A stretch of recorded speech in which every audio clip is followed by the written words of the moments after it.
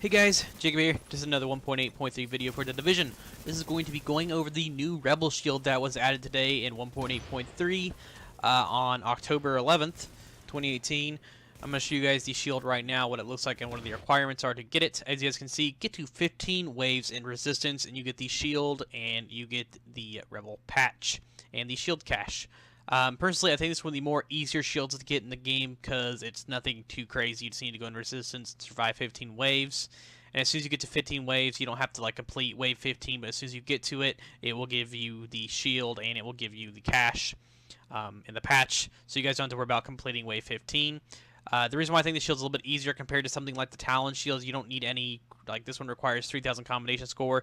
This one requires resistance, and resistance is free. The combination score is free as well, but a lot of the newer players can't get the combination score because they just started a little bit too late and they're now catching up. I'm not saying like they can't get it, but I've heard it's a little bit harder for some of my friends who just start playing this game again because they just started. But I'm going to tell you guys the easiest way I think is to get the Rebel Shield. What you guys are going to do is going to Pier 93, which is right here on the map. I'll show you guys now, which is right here. My bad, right here. This is Pier 93. You could use carry if you want, but Pier 93 I think is a little bit easier.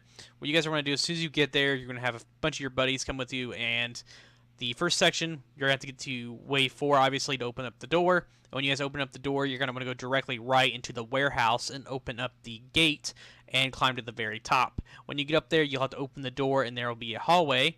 As soon as you get up there, well, if I remember correctly, the door is either open or not open. If it isn't, I can't remember. Just go through the door.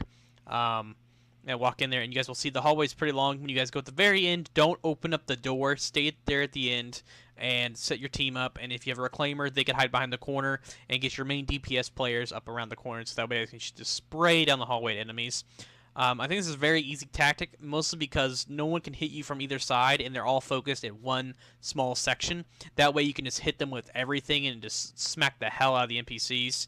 I'd highly recommend running a Lone Star, a Striker, and maybe 2 healers in your group, or 1 healer, just depends. That's how we did. We did it with a Lone Star, a Reclaimer, a Tactician, and me using Striker, and it was pretty easy. And this was on Tier 5, by the way. This was on a lower tier. And I don't know if you can do it on a lower tier or not. You could try that out if you just want to be a little bit easier. But personally, I think doing it on Tier 5 is way more fun and rewarding, and it's a little bit more of a challenge. And when you guys are shooting these NPCs at the end of the hallway, they're not too difficult to kill. The bosses are pretty damn easy to kill, as we'll see from the footage. The only boss at the very end was when we get to wave 15 with the hunters. They were a little bit of a challenge, but once we got focused on just one, we killed them. Then we focused on the other ones, and they pretty much were dead.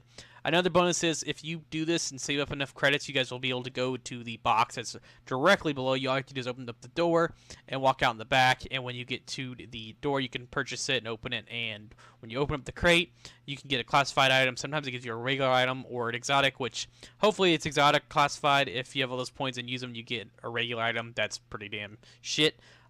Hopefully that doesn't happen, but that is a bonus you guys get from also doing this as well. And when you open up your cache, you will receive 2 classified items, an exotic, 3 cipher keys, your Phoenix credits, and your div tech.